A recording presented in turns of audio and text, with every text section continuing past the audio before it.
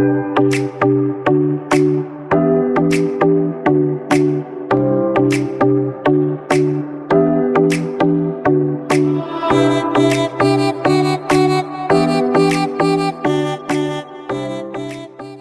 warahmatullahi wabarakatuh.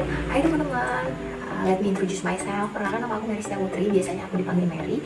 Ini adalah video pertama aku ya. Jadi sebelumnya teman-teman ya, aku bikin video ini bukan untuk sekedar gaya-gayaan atau enggak pengen membuat diri aku menjadi seseorang yang familiar kayak gitu, enggak ya teman-teman. Tapi aku benar-benar mau ngisi waktu luang aku berbagi tips and tricks serta share pada kalian pengalaman aku dari dunia pendidikan, dunia kesehatan, ataupun dunia keuangan dan lain-lain ya. Gitu, yang bisa bermanfaat ya, insya Allah ini bagi kalian gitu. Nah langsung aja teman-teman ya, di video pertama aku ini aku bakal membahas mengenai sesuatu yang bisa dibilang vintage, P2P lending, atau enggak yang pada umumnya ya yang kita kenal dengan pinjaman online alias pinjol gitu ya. Sekarang kan banyak sekali pinjol-pinjol ya yang menawarkan diri mereka melalui sebuah iklan ya. Bisa jadi kita bisa melihatnya itu di YouTube gitu, kalau enggak di medsos kita yang lain gitu kan. Itu ada iklan gitu yang menawarkan beberapa pinjaman itu hanya berupa kartu identitas gitu kan, dengan embel-embelnya itu 5 menit cair, bahkan dia bisa memberikan limit yang tertinggi buat kalian gitu. Tapi teman-teman gitu ya, kenapa sih aku jadi tertarik untuk membahas yang namanya pinjol ini? Karena teman-teman ya, ini adalah kisah aku di masa pandemi COVID-19 ini gitu ya. Sudah aku terpuruk dengan studi aku dan pekerjaan aku gitu ya. Terus aku juga salah satu orang pengikut program prakerja ya, sehingga sampai sekarang aku juga bertahan hidup dari program itu kayak gitu. Nah setelah itu aku mendapatkan suatu kasus ya teman-teman, di mana ada seseorang yang memanfaatkan kartu identitas aku ya, KTP aku, untuk sebuah pinjaman ya kan. Kalau menurut aku ya, menurut laporan aku, ini adalah pinjaman yang berbasis ilegal kayak gitu. Nah untuk ilegalnya bagaimananya nanti aku bakal jelasin di video aku selanjutnya ya teman-teman ya, tenang aja. Jadi ketika mereka, jadi seluruh kontak aku ya itu dihubungi, dimintai uang, bahkan ada teman-teman aku yang memberikan sudah uang, setelah itu mereka nagih ke aku gitu. I mean itu bukan rekening aku ya. Setelah itu bagaimana aja antara aku dengan teman-teman aku gitu. Terus mereka ya sudahlah gitu, ada yang minta ganti, ada yang ya sudah saya turutin aja gitu kan. Setelah itu saya memberikan laporan ke pihak polisi, ke pihak berwajib gitu. Mereka bilang abaikan aja, bikin aja video klarifikasi. Karena apa? Kalau diusut-usut gitu kamunya yang tenar gitu kan, toh juga ini juga penipuan atau seperti apa, ya sudah lah gitu. Saya turuti juga gitu kan. Saya diberi surat laporan polisi itu ya. Setelah itu saya membuat yang namanya video klarifikasi, bahkan saya sempat menelpon gitu teman-teman saya itu one by one kayak gitu kan, supaya menjelaskan kepada mereka jika kalau ada yang mengataskan nama saya menagih seperti ini, itu adalah bukan saya, hanya saja ada orang yang memanfaatkan kartu identitas saya gitu. Saya nggak tahu di mana keteledoran saya menggunakan ektp saya gitu kan, meletakkan itu ektp saya gitu. Karena apa? Kalau pinjaman itu secara resmi nggak mungkin itu bisa di ACC, karena apa? Itu ada verifikasi wajah yang benar-benar harus real ya, antara kartu identitas dengan orang peminjam dananya gitu teman-teman. Akhirnya setiap hari aku diteror terus gitu ya, dan akhirnya aku jadi penasaran teman-teman ya, seperti apa sih pinjaman online ini dan cara kerjanya itu seperti apa sih gitu. Akhirnya apa? Saya analisis gitu kan, saya teliti dan saya coba dan saya review gitu kan. Tapi teman-teman ya, saya coba, ini adalah coba untuk mendownload ya, jangan salah paham dulu gitu. Saya coba itu bagaimana sih pinjaman online. Nah gitu, aku tahu juga kalian, sebagian dari kalian juga membutuhkan yang uang. Siapa sih yang nggak butuh dengan uang gitu kan. Terus ada juga yang mikir bagaimana ya caranya gitu kan,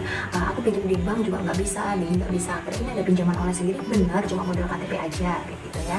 Nah kalau kalian ada berpikiran seperti itu gitu kan, ada pikiran untuk yang namanya pinjaman online, nah kalian harus paham beberapa hal sebelum kalian memutuskan untuk yang namanya pinjaman online gitu ya. Yang pertama yang harus kalian pahami adalah pastikan si pinjaman online itu terdaftar dan terizin di Otoritas Jasa Keuangan atau bisa disebut dengan OJK. Nah, OJK itu apa? OJK itu ya kalau dalam bahasa ringan-ringannya, dia adalah Badan Pengawas Jasa Sektor Keuangan. Bisa itu mulai jasa perbankan, non-perbankan, bahkan pasar modal kayak gitu teman-teman, termasuk pinjaman online ini. Gitu. Kalian bisa lihat apakah pinjaman online ini terdaftar dan terizin gitu kan. Bedanya apa? Terdaftar dan terizin. Nah kedua ini bagaikan kalau kita kerja itu seperti pegawai pegawai perusahaan kayak gitu, antara pegawai kontrak dengan pegawai tetap gitu. Kalau terdaftar dia ada expirednya ya teman-teman ya, ada masa kontraknya. Jadi dia mendaftarkan lembaganya ya, perusahaannya atau organisasinya gitu ke OJK gitu. Setelah itu OJK memberikan masa kerja mereka misal 1 tahun, misal ya 1 tahun, berarti expired nih ya, expirednya 1 tahun gitu ya. Nah itu dalam pengawasan OJK juga gitu ya. Kalau selama 1 tahun itu mereka berjalan dengan baik dan OJK merasa oke-oke aja, nggak ada masalah gitu kan, dia sudah mentaati aturan yang dibuat oleh OJK. Nah saat masa kadaluarsa lembaganya itu sudah expired, dia mengembalikan kartu daftarnya lagi itu dan boleh mendaftarkan ulang gitu kan, sampai dalam beberapa pengawasan dia mendapatkan sebuah izin kayak gitu ya teman-teman ya.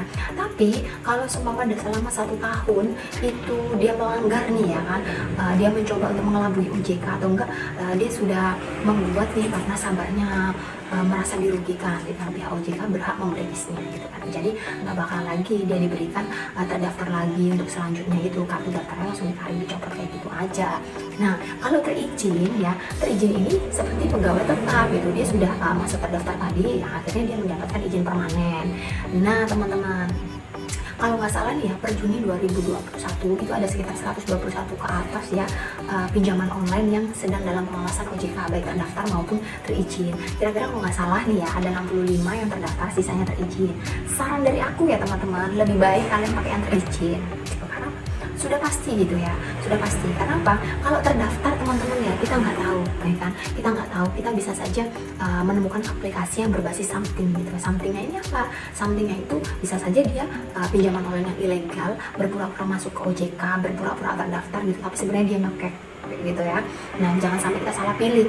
Nah makanya aku memberikan saran kepada kalian untuk pakai yang terizin gitu. Nah setelah itu teman-teman, kalau sudah nih, sekali sudah tahu terdaftar dan terizin ya, lihatnya di mana sih? Lihatnya ya di websitenya OJK, di mana lagi, di situ banyak sekali gitu kan. Kalian bisa download gitu kan, kalau sekedar melihat juga nggak apa-apa. Oke. Yang kedua adalah pahami syarat dan ketentuan sebelum kalian minjam. Syarat ketentuan yang mana gitu? Yang pertama, poin A gitu ya, kalian pahami dulu syarat dan ketentuan yang ditetapkan oleh pihak OJK.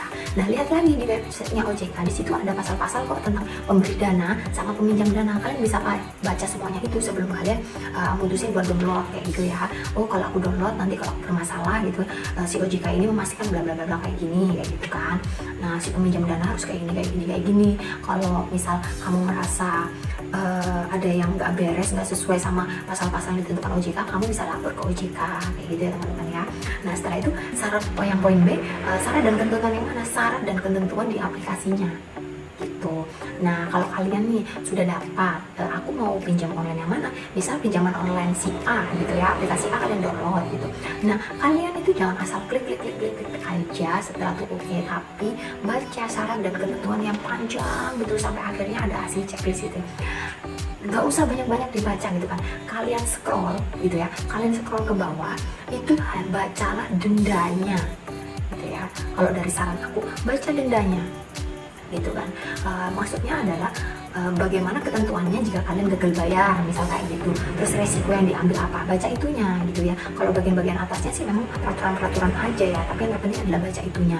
Nah itu syarat dan ketentuannya teman-teman ya, perlu kalian ketahui. Yang ketiga, pilih dan pilah pinjaman online dengan baik. Nah kembali lagi ke poin 1 ya kan, pilihlah yang terizin. Kalau kalian sudah pilih terizin itu kan banyak, nggak mungkin kan kalian download semuanya, tapi kalian bisa ya cari-cari info lah gitu kan, rekomendasinya yang mana kayak gitu ya. Nah, aku bakalan juga kasih kalian rekomendasinya di video aku selanjutnya. Nah setelah pilih dan pilah ini selesai nih, nah saran aku teman-teman ya, kalian itu saat pilih-pilih itu harus ada maksimal 3 aplikasi pinjaman online gitu ya. Kalau kalian pilih satu aja, kalian nggak bakal tahu, bahkan ada yang lebih baik daripada itu gitu ya. Nah kalau yang 2, oke lah kalian bisa bandingkan, tapi saran aku 3 yang untuk membandingkannya gitu, karena aku sudah mencobanya 3 kayak gitu. Nah setelah itu kalian pilih-pilih gitu, di antara ketiga ini mana sih yang dendanya paling sedikit, habis itu bunganya paling rendah ya kayak gitu kan. Terus kalau misalnya aku gagal bayar per harinya berapa kayak gitu ya, itu harus kalian pahami gitu kan, kalian harus bijak-bijak nih gitu kan. Nah terus teman-teman nih ya, jangan sampai nih ketika kalian gagal bayar, setelah itu kalian diterori kayak gitu, bla bla bla bla bla kayak gitu, akhirnya kalian down kayak gitu ya. Terus kalian bingung mau apa, merasa diri kalian takut. Jangan sampai kayak gitu teman-teman ya. Nah terus perlu di garis merah gitu ya, kalau apa namanya, perlu digarisbawahi ya teman-teman, maaf, kalau kalau kalian minjam online itu sebenarnya nggak disarankan sama pihak OJK. Lebih baik kalian pinjam sama saudara atau enggak sama teman-teman kalian kayak gitu kan. Nah, kalian pinjam di situ gitu, itu kan lebih baik karena apa? Ketemu orangnya langsung gitu. Kalau kalian pinjaman online, kita sudah banyak tahu banyak resikonya gitu kan. Nah, sarannya itu tadi, pilih ya yang sudah terdaftar dan terizin di OJK. Tapi ketika kalian sudah minjam, habis itu kalian gagal bayar, kalian jadi biasanya dirusak nama baiknya, habis itu kalian jadi merasa dirugikan dan lain-lain gitu kan. Kalian itu sebenarnya nggak bisa lapor ke pihak OJK gitu aja, karena apa? OJK sudah bilang gitu kan bahwa pinjaman online itu bukan pinjaman yang tepat gitu kan. Tapi kalau memang kalian kepepet ya nggak apa-apa gitu, asalkan jangan gagal bayar aja kayak gitu kan. Nah, terus kalau OJK ini kan badan yang mengawasi si pinjaman online itu tadi gitu kan, jadi bukan badan yang mengawasi kalian minjem gitu loh. Nah, ketika kalian sudah paham resikonya itu seperti apa gitu ya, nah kalian itu jangan kalau sudah tahu kayak sudah dapat masalah, kalian lapor ke OJK. OJK tolong dong, ini aplikasinya kayak gini-gini. Enggak gitu, dia enggak melindungi kamu, tapi dia juga hanya membaca, oh aplikasi ini coba deh gitu kan. Nanti dia share kalau memang alasannya salah kamu sendiri gagal bayar gitu ya, itu sudah terdaftar dan terizin, itu ya salah kamu gitu loh ya. Tapi kalau memang itu diawasi OJK tuh atas komplainan dari kamu memang gak baik, pasti OJK bisa menindaklanjuti, bahkan mencutik aplikasi mana sih gitu ya, mencoba mempermainkan nasabahnya, bahkan mengelabui pihak OJK kayak gitu. Itu bisa terjadi teman-teman. Nah terus, perlu digarisbawahi juga, aku sarankan kalian pinjam itu ya sesuai dengan pendapatan kalian per bulan, jangan melebihi lah, jangan melebihi pendapatan kalian per bulan gitu. Kalian hitungkan dulu gitu, kalian pinjam misal pendapatan kalian 2 juta nih, tapi kalian minjamnya maksa gitu 2.500.000. Nah, pinjaman online ini kan 1 bulan aja ya teman-teman, paling lama gitu ya. Kalau pinjamannya selama 1 minggu 2 minggu itu sudah dipastikan itu ilegal ya, jangan dipinjam, berbahaya teman-teman. Nah, kalau pinjaman online yang legal itu 1 bulan ya, ingat 1 bulan. Nah, ketika 1 bulan ini kalian bayar kan gaji kalian cuma 2 juta nih gitu, terus kalian 500-nya nyari mana, utang lagi kayak gitu kan. Nah, ada pikiran lagi, tuntut lagi kayak gitu ya, jangan sampai seperti itu. Jadinya kalian nanti bakalan pusing sendiri lah kayak gitu loh gitu ya. Jadi kalau kalian punya pendapatan kalian 2 juta, kecuali kalian ada plan B bahwa kalian bakal mendapatkan uang dari mana kayak gitu ya. Nah itu lain lagi ya teman-teman. Jadinya kalau bulanan kalian tuh cuma 2 juta gitu, pastikan pinjaman kalian di bawah itu kayak gitu, hanya sekedar menambahi aja. Jangan sampai teman-teman ya kalian gagal bayar. Karena apa? Yang namanya pinjam online ya, dia pinjaman online gitu loh ya. Dia tuh menawarkan pinjaman, sudah nggak datang, kalian cuma modal KTP, habis itu kalian di ACC tanpa jaminan, lu enakan 5 menit langsung cair kayak gitu ya teman-teman ya. Jadi kalau kalian pas ditagih atau apa, kalian jangan merasa tersinggung gitu ya. Kalian jangan merasa aku merasa bersalah, karena apa? Itu sudah risiko kalian. Kecuali satu ya pinjaman online yang resmi ya, itu tidak pernah meminta izin akses kontak, sehingga seluruh kontak kalian bakal ditelepon. Enggak, palingan dia hanya menelpon kontak darurat yang kalian cantumkan itu kayak gitu loh ya. Nah ini nanti kita bahas di video kita selanjutnya. Nah itu tadi teman-teman ya, itu 3 hal yang perlu kalian ketahui sebelum kalian mutusin untuk yang namanya pinjaman online gitu ya. Jangan gagal bayar, jangan gegabah, dan pahami bunganya. Nah itu adalah saran dari aku kepada kalian gitu ya, yang memiliki masalah keuangan atau apa, aku yang bisa share gitu dulu ya teman-teman. Nah terima kasih teman-teman ya, di video pertama aku ini aku minta maaf kalau semua aku punya salah atau apa gitu ya. Semoga video aku ini bermanfaat bagi kalian gitu. Jangan lupa di komen ya gitu. Kalau kalian ingin tanya-tanya silakan aja melalui komentar di bawah channel aku gitu ya.